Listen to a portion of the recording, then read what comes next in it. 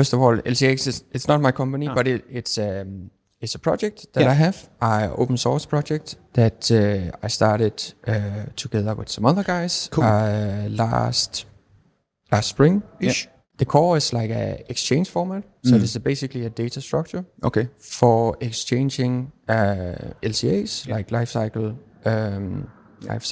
assessments, right? Between different programs. Would that be like IFC in terms of that common language in order to be able to share between programs? Yeah, I think you can think about it a bit kind of in parallel to IFC, right? It kind of tries to solve some of the same issues. But the idea came because here in Denmark, the 1st of January 23, there came this new regulation that all new hand in your building permit, you also have to hand in the LCA, right? And that led to that a lot of programs started to come up, like to calculate your LCA, because people need to make the LCA, right? Yeah. So then suddenly, instead of having this one program that was kind of mandated by the state, or like LCA book, then you suddenly start to see like 3, 5, 10 programs that is actually applicable to the Danish market.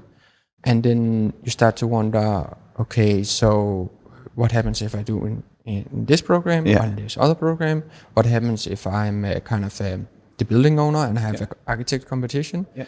We have 5 entries. Yeah, 5 different programs. 5 different programs. Why do they have 10 in the result? Why 8.8? Yeah, okay. And it's not standardized. Like there's some EN norms that regulate how you should calculate, but it's not very concrete. Like that's what we've noticed. It's up for interpretation. Yeah, right? Absolutely. Yeah.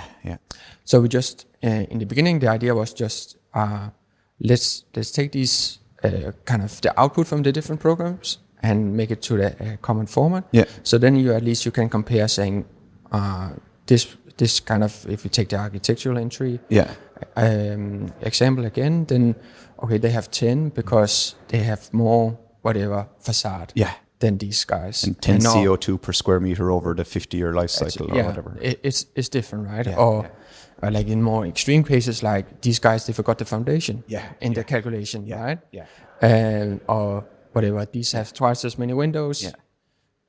Yeah. It's really interesting that you talk about LCA in that way, because we approach cost as cost managers, quantity surveyors in the same sense.